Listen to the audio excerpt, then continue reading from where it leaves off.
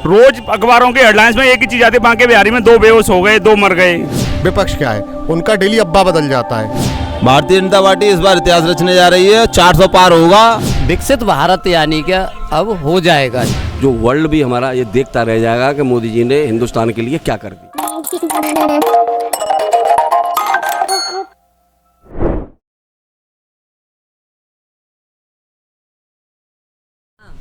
इस बार क्या लगता है मथुरा से? इस बार क्या लगता है, दिख ही रहा है, पिछली बार के सारे रिकॉर्ड तोड़ेंगे। हेमा मालिनी 6 लाख के वोटों से ज़्यादा जीतने वाली हैं। आप देखो 40% वोटिंग हो गई और 10 लाख वोट पड़ेगा।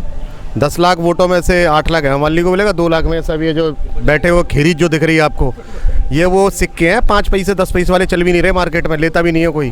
खेरीज है कांग्रेस खेरीज है यूपी में। बताओ 1989 के बाद इनकी क्या वो कोई स्थिति है? सबसे कम सीटों में चुनाव लड़ रहे हैं। 1984 में इनकी अंतिम बार चुनाव जीते थे और ऐतिहासिक 80 के 80 जीते थे, आपको पता हो तो। इंदिरा की सहानुभूति लहर में 1984 में 80 के 80 जीते थे। उसका ज़्यादा सुपड़ा साफ हुआ। ये मतलब बी ग्रेड पार्टी से एक सांसद है, एक विधायक है, एक सांसद उस पार्टी का जिसने इस देश में 60 साल शासन किया। पता उत्तर प्रदेश में आप कांग्रेस को तो कहीं कंसीडर करो ही मत। अब आगे की बात करो, सपा बसपा से होता है थोड़ा बहुत।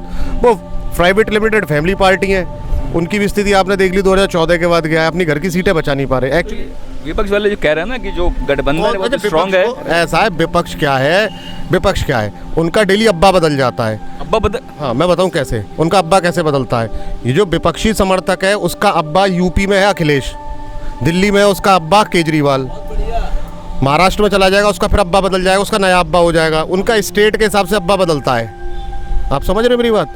उनका परमानेंट एक अब्बा नहीं है। बीजेपी वालों का कम से कम एक निरंतर एक लीडर है जिसको हम सपोर्ट करते हैं, पीएम मोदी। इनकी तरह डैडी नहीं बदलते हम। ठीक, हाँ। दूसरी बात और तीसरी बात, कोई कुछ नहीं है, सन्नाटे बीते पड़े भाई साहब। जरा अंदर जाके देखिए, ये तो खेरीज है, ये तो चलना ही बंद हो गए। 5 का सिक्का 10 का से भिखारी भी नहीं लेता इनको। माता की माता की। अब इनकी कोई प्रासंगिकता नहीं बची। आप सुनो, अभी सुबह मैं न्यूज़ सुन रहा था कि राहुल गांधी जो कि पूरी तरीके से क्रॉस है, उनका जो एथनिक आइडेंटिटी है क्रॉस है, वो सनातनी तो है नहीं, वो तो इलेक्शन हिंदू है। इलेक्शन जब आ रहा होता है तो वो तो भाई साहब नंगे होके नागा साधु बन के कांवड़ लाएंगे अभी डटो। अच्छा जी। हाँ, नागा साधु बन के, भोलेनाथ के भगत बन के इलेक्शन जब आएगा। अभी देखो, आज मैं सुन रहा था कि वो अपना वायनाड से चुनाव आज हो गया, कल वो जो है वहाँ पे आके अमेठी में अपनी जो भर रहे हैं टिकट, अपनी वो अपना नामांकन, और उसके पहले वो जाएंगे राम मंदिर, जिस राम मंदिर का विरोध कर रहे थे। एक भी कांग्रेसी राम मंदिर मतलब अयोध्या की तरफ गाड़ी भी लेके नहीं गया। मंदिर के दर्शन की बात दूसरी रही। उनको ये डर था, उनके स्टेटस पे अयोध्या आ गया तो कांग्रेस वाले आला कमान उनको निकाल के बाहर खड़ा कर देगा। अब वो माथा पटकने जा रहे हैं उसी राम मंदिर में जिसका विरोध किया है। तो ये स्थिति है, इनकी कोई प्रासंगिकता नहीं है भाई साहब, कोई विपक्षी नहीं है। यूपी तो विपक्ष फ्री है। अच्छा, एक सवाल और है, मतलब जैसे कि विपक्ष है वो इस चीज़ को मतलब लगातार बार बार करने की कोशिश कर रहा है जो कि जो सांसद हैं वो लोकल होने चाहिए। क्या आपको ऐसा लगता है कि हेमा मालिनी जो बाहर हैं यहाँ पे कम आती हैं, उनकी वजह से विकास पे? मैं बताऊँ, ऐसा है, जब इंदिरा गांधी थी भारत में, कांग्रेस का प्रतिनिधित्व करती थी, उनका सबसे बड़ा चेहरा होता था और कांग्रेस के इंदिरा गांधी के चेहरे पे पूरी कांग्रेस पूरे देश में चुनाव लड़ती थी। ये तो मोदी की लोकप्रियता, योगी जी की लोकप्रियता इतनी हाई है, इतनी हाई रेटिंग है, यही नहीं वर्ल्ड लेवल पर, कि चुनाव का पूरा जो जैसे कहते हैं ना नैरेटिव बदल जाता है, उनके चेहरे पे चलता है। पहली बात। दूसरी बात, लोकल क्यों होना चाहिए? हेमा मालिनी लोकल सांसद क्या यहाँ पे नीतियाँ बनाएगा, यहाँ पे अपना पार्लियामेंट चलाएगा? देश को चलाने की नीतियाँ कहाँ बनेंगी? जनता के लिए कानून कहाँ बनेंगे? मथुरा में आम जो लोग हैं समस्याओं के लिए, कौन सी समस्याएं? आप मुझे एक बात बताइए, देश की कोई आंतरिक समस्या है, देश की कोई जैसे कहते हैं कोई भारत की कोई नीतिगत समस्या है, कोई गृह समस्या है, वो सांसद सॉल्व करेगी? सांसद तो अपने कॉन्स्टिट्यूएंसी की आवाज़ उठाएगी संसद में। सांसद तो उनको चाहिए, मेरा आपका मुकदमा है, मैंने आप पे मुकदमा कर दिया, सांसद आप चलो मेरे साथ कोतवाली। इसके लिए चाहिए लोकल सांसद। यहाँ बिजली, पानी, सड़क, अर्थव्यवस्था, इकोनॉमी, जॉब, मंदिर, सुरक्षा, महिला सुरक्षा, एडमिनिस्ट्रेशन, ये काम गवर्नमेंट के होते हैं, गवर्नमेंट के एडमिनिस्ट्रेशन के होते हैं, गवर्नमेंट के आने वाले सिस्टम के होते हैं, है ना। अभी सांसद के नजदीक तो सिगुफा छेड़ दिया। लोकल कौन सा भाई साहब हमारे घर पे आके बरस देगा? लोकल भी हमने देख लिए, लोकलों के खेल भी हमें पता है। लोकलों के खेल ये है कि लोकल होगा, लोकल अपनी एक लॉबी बनाएगा, उनको ठेकेदारी करवाएगा, उनका कट होगा।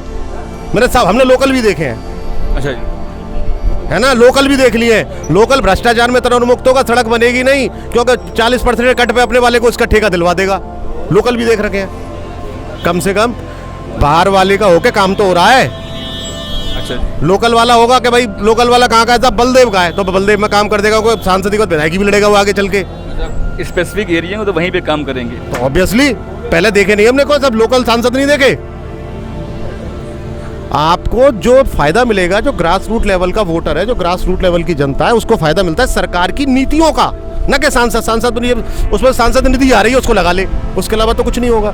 देश की आंतरिक, देश की बाहरी, देश की अर्थव्यवस्था, देश की गृह व्यवस्था, आपका सम्मान, आपकी सुरक्षा, आपका एडमिनिस्ट्रेशन, आपके लिए जो सरकारी फैसिलिटीज़ हैं, ठीक है, वो तो समझदार आदमी समझता है। हेमा जी ने यहाँ के विकास के लिए काम किया है। बेहतरीन संस्कृति बहुत बेहतरीन। आप आके इसी मथुरा को आज से 10 साल पहले देख लेते आप। और हमें हेमा जी से ज्यादा मतलब है नहीं, हेमा जी हो ना हो, हमें तो मोदी जी से मतलब, मोदी जी से बस सीधी सी बात। आप बताएं। श्री गिरिराज महाराज, बताने के बाद हमारे पास से हमें कोई दिक्कत नहीं है। देखो अभी आपने एक सवाल किया था हेमा जी को आप ले जाओ, आप जहाँ से कौन सी जगह से आए भाई साहब, आप बता तो दीजिए। लखनऊ से लखनऊ ले जाइए, हमें कोई दिक्कत नहीं है। हमें तो हमारा काम तो वैसे भी हुआ बिना हेमा मालिनी, ये सब हमारे यहाँ सांसद ही बैठे हुए हैं, अपने आप काम करा लेते हैं, कोई दिक्कत नहीं है भाई साहब। वो तो सांसद है। आज ये जो कह रहे हैं सहमत हैं इनकी बात। हाँ बिल्कुल सहमत हैं। देखिए अभी आपने थोड़े एक सवाल पूछा था कि लोकल, तो लोकल की बात मैं बता देता हूँ। जो काम लोकल नहीं कर पा रहे हैं, अगर कोई लोग अगर ये पूछ के देखिए आपके हेमा जी के यहाँ कहीं गया है, कोई निराश होकर आया है? जो लोग कह रहे हैं कि लोकल चाहिए, उनको ये पूछना है कि हेमा जी के यहाँ आप गए हो निराश हो गया है। किसी काम से कोई अगर गया है अपने काम के लिए, पर्सनल काम के लिए भी, तो वो वहाँ से काम खरा के ही आता है। हेमा जी के यहाँ इतना सम्मान है, जाने के तुम जाओ तो सही, आदमी जाते हैं नहीं हेमा जी के, वो कहते हैं कि मतलब लोकल सांसद चाहिए। और लोकल सांसद की बता रहा हूँ, वृंदावन में उनका मकान है, सिटी में अक्सर आती रहती हैं, वो अभी भी करने 2 महीने से वृंदावन में है वो। और वैसे भी वो इतनी अच्छी, मतलब राधा भक्ति, तो वो कृष्ण भक्त हैं, राधा भक्त हैं, और मथुरा में संस्कृति उन्हीं की वजह से इतनी जिंदा हुई है। आप देखिए बांके बिहारी पर प्रत्येक संडे शनिवार को तुम्हें पैर रखने की जगह नहीं मिलेगी। कॉरिडोर जो बनने वाला है बांके बिहारी पे, तो भी मतलब वहाँ के जो वहाँ के वर्कर हैं, जो दुकानदार हैं, उनका ये कहना है जिस दिन कॉरिडोर बन गया उस दिन हम सब यहाँ पे बेरोजगार हो जाएंगे। क्या कहना है? हम इसके बारे में बताते हैं। देखो अगर बांके बिहारी का कॉरिडोर, अगर मैं कह रहा हूँ सरकार बहुत जल्दी बनवाए इस चीज़ को, क्योंकि रोज अखबारों के हेडलाइंस में एक ही चीज़ आती है, बांके बिहारी में 2 बेहोश हो गए, 2 मर गए। तो कॉरिडोर बनेगा, कम से कम लोगों को दर्शन करने की सहूलियत मिलेगी, और इससे इतना पर्यटक को बढ़ावा मिलेगा हद से ज़्यादा। जो लोग विरोध कर रहे हैं वो उनकी वो मानसिकता ही उनकी सही नहीं है। वो ये चाहते हैं मतलब हमारी ही वृंदावन में हमारी ही चलती रहे और कम लोग आते रहें। अगर ज़्यादा लोग आएंगे तो मथुरा वृंदावन को काम भी मिलेगा, मथुरा वृंदावन की पहचान बड़ स्तर पर होगी। बिल्कुल। क्या कहना है आपका?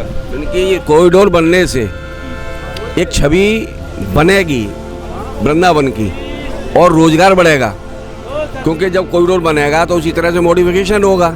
जब मॉडिफिकेशन होगा तो जनता बहुत आएगी, जब जनता बहुत आएगी तो रोजगार मिलेगा पब्लिक को। इसलिए कॉरिडोर का बनना अति आवश्यक है। हाँ जी, आप बताइए। हो गया सबका? चलिए कंटिन्यू है, काटना नहीं हैं जी। आओ इधर आ जाओ, इतिहास आ जाओ भैया। हाँ जी, क्या कहना? भारतीय जनता पार्टी इस बार इतिहास रचने जा रही है। 400 पार होगा और सनातन की सरकार दोबारा से बनेगी। सनातन की सरकार? बिल्कुल राम मंदिर के लिए इस बार वोटिंग हो रही है। जो लोग राम मंदिर बनने से खुश हैं वो भारतीय जनता पार्टी को वोट कर रहे हैं जोर शोर से। क्या कहना है? हैट्रिक लगेगी इस बार? अरे हेमा मालिनी जी बिल्कुल पूरे भारत में नंबर 1 वोटों से, सबसे ज्यादा वोटों से विजयी पाएंगे अब की बार पूरे भारत में। कॉन्फिडेंस है पूरा? हाँ जी बताएं। सर 2010 का ये मेरा वोटर कार्ड बना हुआ है, 2010 का, और मैं 2010 से वोट डाल रहा हूँ, लेकिन 2022 से मेरा वोट कटा हुआ लिस्ट में, और नाम बता ही नहीं रहे हैं। 3 BLO उनसे मिल चुका हूँ, कोई बताता ही नहीं है नाम मेरा है कि नहीं है लिस्ट में। तो इस बार वोट दिया कि नहीं दिया गया? लिस्ट में नाम देख रहा हूँ, मिल ही नहीं रहा है। ढूंढिए भाई, ढूंढिए इनका नाम, हम ढूंढिए भाई।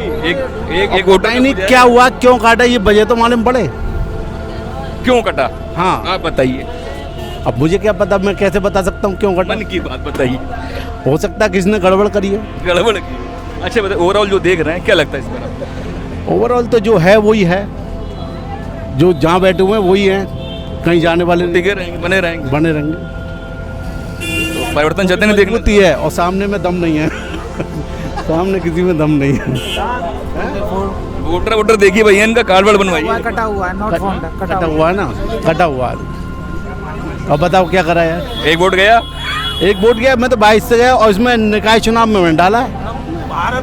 हाँ, हमसे बात करने के लिए बहुत धन्यवाद। समस्या का इनके इलाज करिए। हो जाएगा, हो जाएगा, हो जाएगा। पहले चरण में जो वोटिंग का परसेंटेज कुछ कम रहा, उसके पीछे क्या कारण हो सकते हैं? देखिए, महज कारण तो ये है कि मौसम का भी फ़र्क है, क्योंकि इसमें गर्मी भी पड़ रही है और पहले जो वोटिंग में जो चुनाव हुआ है उसमें किसानों का कुछ काम भी था, तो वो भी कारण है। वरना वैसी कोई ऐसी शिकायत नहीं है मोदी जी की तरफ से जिससे वोट परसेंटेज कम रहा हो। हाँ, और अब जो वोट परसेंट चल रहा है ये अच्छा रहेगा और मोदी जी का जो नेतृत्व है जो राष्ट्र के लिए, राष्ट्र निर्माण के लिए, तो हर वर्ग पढ़ा लिखा सब समझता है कि राष्ट्र ही मुख्य है। राष्ट्र की धारा में से जुड़ करके हम लोग काम करेंगे तो, और जो काम करते हैं उनके लिए ही हमें वोट देना है।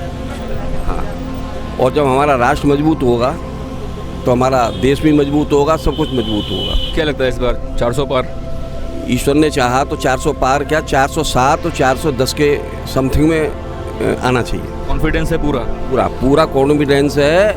और जो मोदी जी के कारनामे हैं, जो देश के प्रति जो उन्होंने किए हैं अब तक, शायद किसी पार्टी कोई सोच भी नहीं सकती और न कर सकती थी। जो करके दिखा दिया अब तक मोदी जी ने, उसे कोई पार्टी नहीं कर सकती थी। क्या लगता है भविष्य में भी जो करने जा रहे हैं वो आप भी समझते होंगे, हम भी समझते हैं क्या होने जा रहा है। यदि ये 400 पार हो गया तो वो होने वाला है जो वर्ल्ड भी हमारा ये देखता रह जाएगा कि मोदी जी ने हिंदुस्तान के लिए क्या कर दिया। ऐसा क्या होने वाला है कि वर्ल्ड देखता रह जाएगा? ऐसा ये होने वाला है कि उनका जो टारगेट है काफ़ी